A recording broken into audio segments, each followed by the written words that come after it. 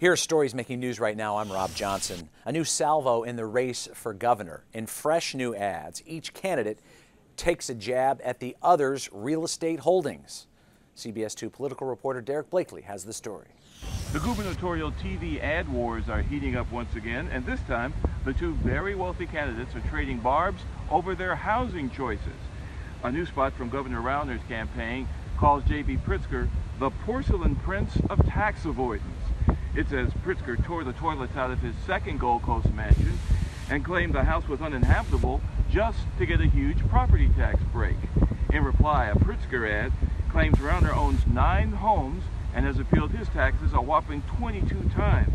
It also charges Rauner's budget effectively asks for a property tax hike by making local school districts pay for pensions. In other words, that Rauner wanted to raise our taxes while trying to lower his own. Meantime, some distillers are fearing the impacts of tariffs from China and the European Union in response to new U.S. tariffs imposed by President Trump. Here's CBS 2's Vince Gerasoli. Hi everyone, it's CBS 2's Vince Gerasoli, and I'm here today at Few Distillery in Evanston, Illinois, and we are talking about the impact of tariffs for products like whiskey and bourbon from China and also from the nations of the European Union. Come a little closer, and I'm going to tell you exactly what we are talking about. Governments in those nations are seeing their goods subject to U.S. tariffs, and they're responding in kind.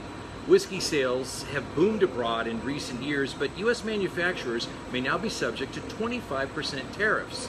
Few, for example, spent a good portion of the past 7 years investing in those markets. They say it's about 10 to 15% of their business, and distributors already in those nations are cutting back on their orders. Few was telling us that it could be a 6-figure impact so far on their operations. And finally, here's meteorologist Kay Kleist with your forecast.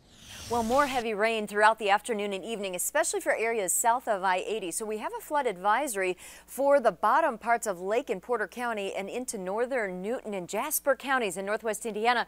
Very heavy rain this afternoon, already 2 inches of new rain on the ground, and more continues to fall.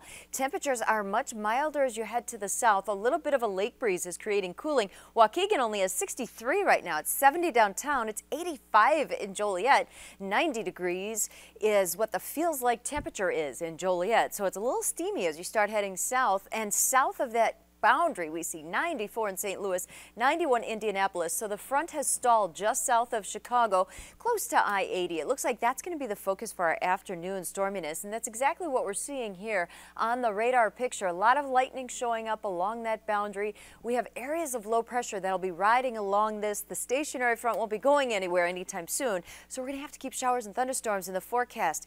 Overnight, the best chance for Chicago to see storms will be between midnight and daybreak, and we'll probably have some fog just because of those northeasterly winds.